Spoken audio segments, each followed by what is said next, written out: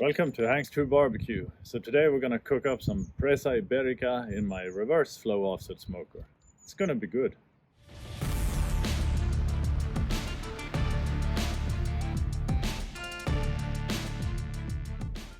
Now the Presa Iberica is a fantastic cut of meat from the pork shoulder of the Spanish Iberian black-footed pig. It's really delicious. I've cooked it once before on camera in my big green egg by then. Now I'm going to cook it up in my reverse flow smoker. And I'll see if that time I didn't sear it, but I think I'm going to sear it this time over charcoal in the firebox. We'll see when it's done if I feel I need to sear, but I think it would be nice to add a bit of surface.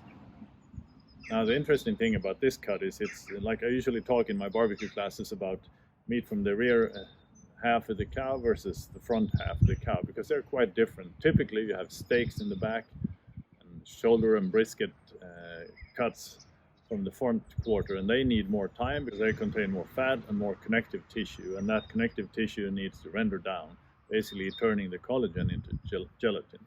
That's what makes it so moist and succulent. Now, this is a cut from the front half of the animal. Of course, this is located close to the shoulder, but we're not going to cook it low and slow. We're actually going to bring it up just to the right temp and then sear it. And this is one of the exceptions to the rule.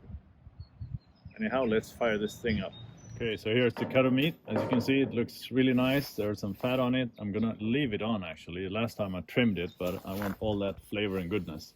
And this is a good type of fat, so sticking. And then I'm going to apply the rub, the signature steak rub.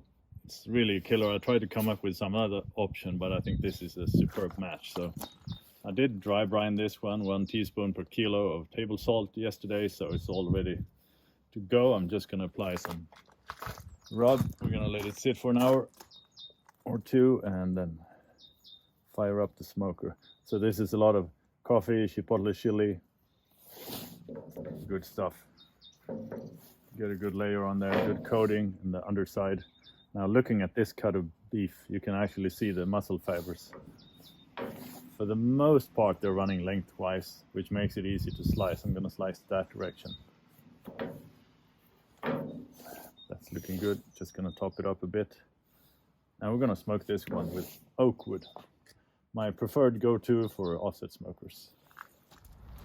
So why the reverse flow? Well, I think for a backyard size smoker, I think this is a really, it's a construction that really excels because they're relatively short, and by leading the hot air all the way across and then back over again, that means hot air has longer to travel, and that in itself will even out temps. And evening out temps in a small cooker, that's what you use reverse flow for. I wouldn't build a huge smoker with reverse flow because by then you have so many meters or yards or feet, depending on how you measure, for the hot air to travel. I'm afraid it's going to affect draft. Of course, you could put on a monster chimney or smokestack, but it's typically not needed. So in this case, I thought it would be fun to fire this one up, get some good smoke rolling, and throw that Presa Iberica in there. It's going to be a good flavors because it has, even though it's relatively, looking at the meat actually, it's quite dark for pork, but it has fantastic flavor. Anyhow, I think this is a great match. We have the baffle in place, the water pan, and slide the racks in and close the door and get this thing fired up. So I got this cleaned out from last time I used it. That's a recommendation, by the way. If you have any smoker, kettle or anything, get the ashes out because they absorb moisture and that's not good. So keep that firebox clean.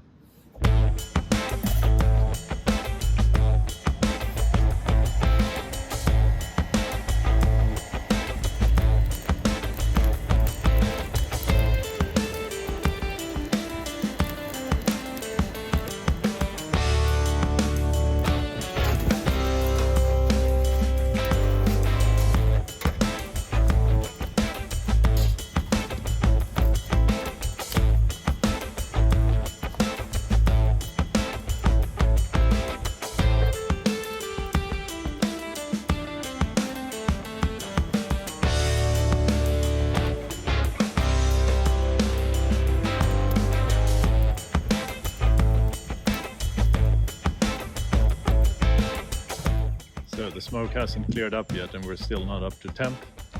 but give it another 20-30 minutes and we should be up and running. So we're doing a traditional low and slow today, 120 Celsius, 250 Fahrenheit. Put the meat on a convenient tray here so you can just slide it in right here so the hot air moves that way and then comes back and hits the meat on its way out through the smokestack. So I'm just going to close the lid and leave it for now. I'm going to check the temp with my thermopen later, so I'll just leave it as is.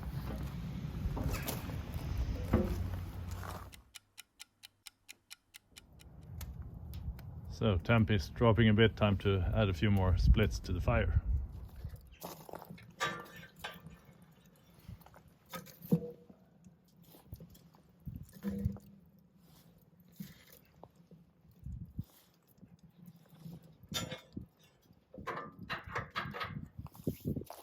Alright, let's give it a quick temp check before we're ready to get some searing action on, but this is looking good. 37, 38 Celsius. The nice thing about smoking it like this on indirect heat is you can see the surface gets really dry, and that's perfect for when searing. You can't get a good searing surface if the meat is wet, so this is looking good. I think we're getting ready to transfer this to the firebox for that final treatment. All right, here we go.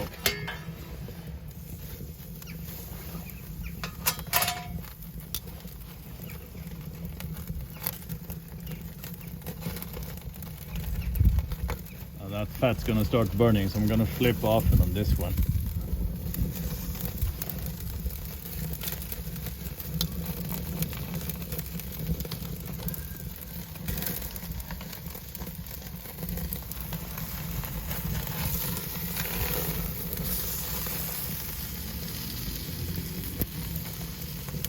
It's a nice way of cooking like that. The risk, of course, is you burn off some of the rub, but I mean, it's really looking good. It's gonna taste good, so it's gonna be done in less than a minute. So I'm just gonna take it off, let it rest for a while, let the temps even out in the meat, and then we can start slicing and tasting this bad boy.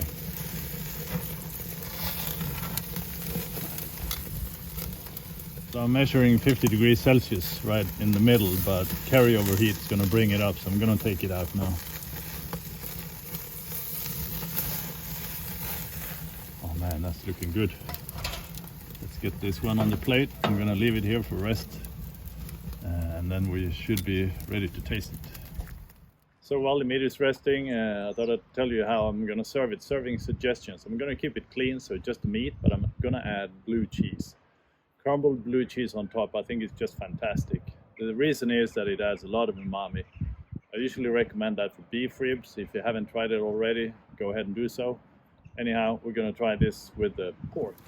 So here's the end result. That's a tasty looking pork shoulder, I would say.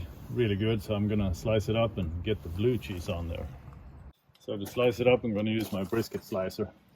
Way oversized, but I'm really a big fan of the knife. It's really good, and one of my best friends made the handle for me, so that's gonna be nice.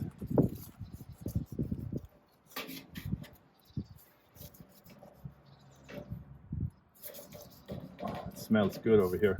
As you can see, I'm not quite cutting through all the way because I'm gonna get some blue cheese in here, but man, that's looking good. I'm just gonna cut through here so you can see. I need to swap hands. That's looking good. There's a soft core in the middle, just a bit pink, but still nice. You don't want to overcook this one. Now the blue cheese I just crumble on top like that. Oh man, this is going to be good. Now the heat from the meat is going to melt that cheese. It was a good size knife for the meat, but the cheese, it's a bit oversized, I would say. Anyhow, this is going to be so tasty. All right, something like that. Anyhow, time to give this a quick taste test. I'm going to cut out this one I cut through here. Oh man, get some blue cheese on that. Sweet.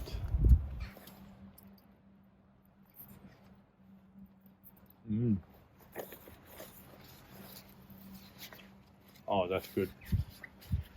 Get that blue cheese in there, folks. It's really good. But that meat is somewhere in between pork and beef. Really interesting flavor. Very succulent. Great flavor. I think the rub did it justice too.